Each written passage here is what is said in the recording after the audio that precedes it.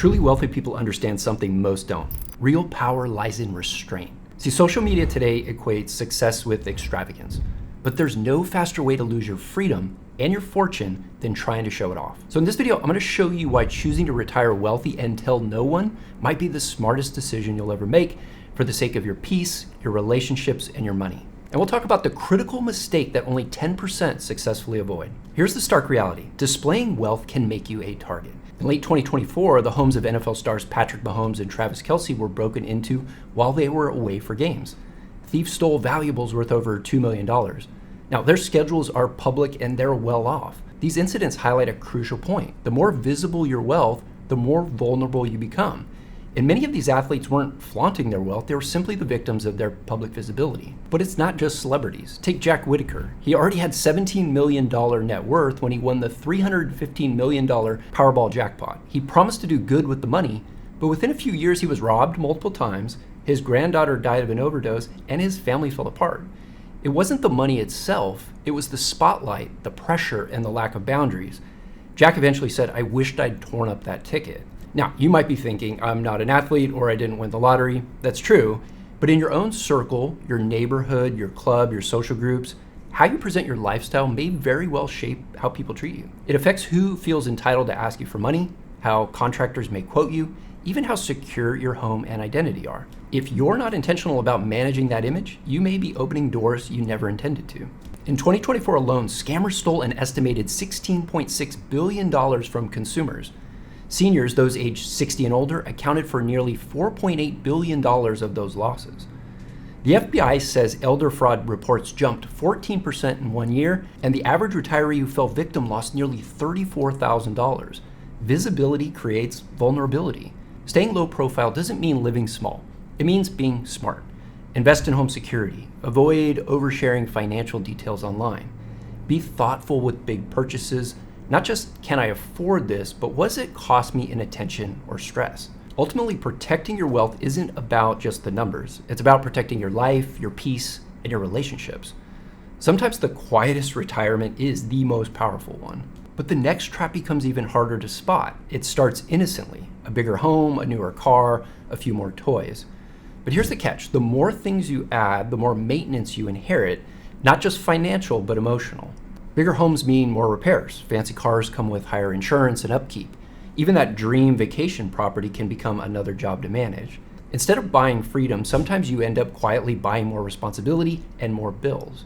Now, am I saying you shouldn't buy nice things? Absolutely not. But the happiest retirees I've worked with don't deny themselves. They get extremely selective. They ask, is this adding to my freedom or quietly taking it away? I've had clients who bought the dream motorhome, the one they always pictured themselves using in retirement, but after just a few trips, it sat in storage. Maintenance costs added up. And when they finally sold it, they got about half of what they paid. It wasn't a bad purchase, it just wasn't selective for them. And it ended up becoming more of a burden than a blessing. The Harvard Grant study, the longest running study of adult happiness, found the strongest predictor of long-term fulfillment wasn't material wealth. It was close, meaningful relationships. People don't look back and remember the stuff. They remember the moments, the people, the shared experiences. So last year I took my family to Italy. I'm not retired yet, but that trip, the memories we made together will be something we treasure for the rest of our lives. It wasn't about a possession. It was about time, connection, the joy of being together, things you can't buy off a showroom floor. My retired clients tell me freedom really isn't about stacking more things. It's about clearing space to live life fully with the people who matter most.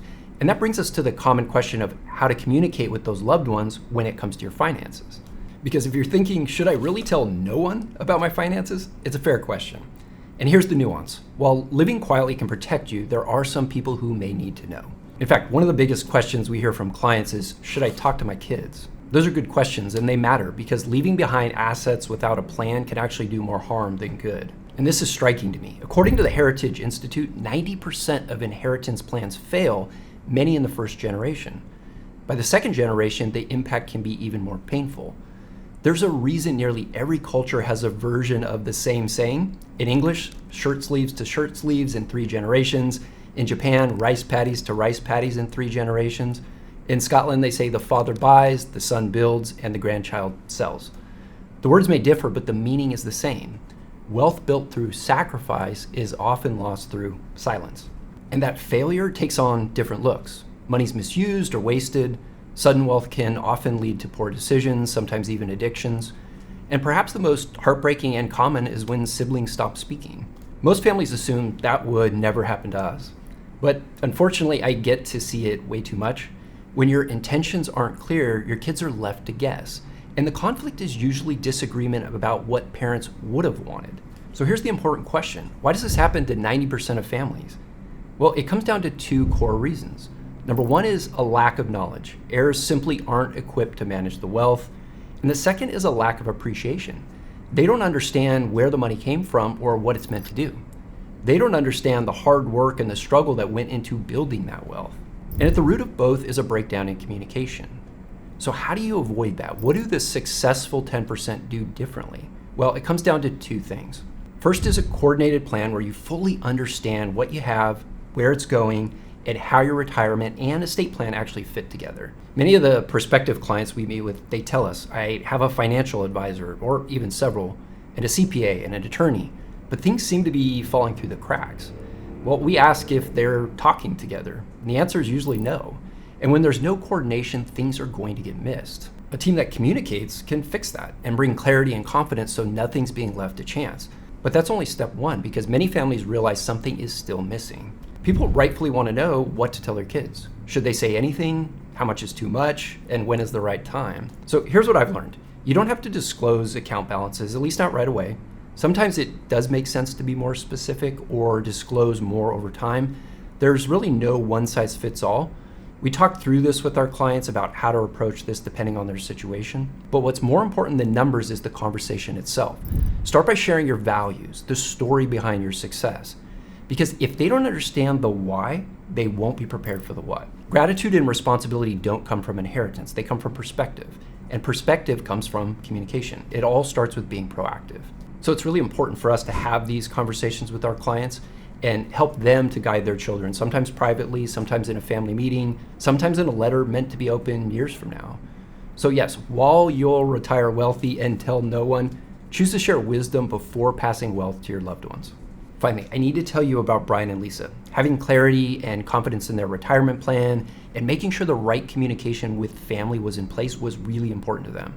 You can watch their story by clicking on this video next. And if you'd like to see if me and my team are fit to help guide you, there's a link in the description to schedule a short call. We'll see you on the next one.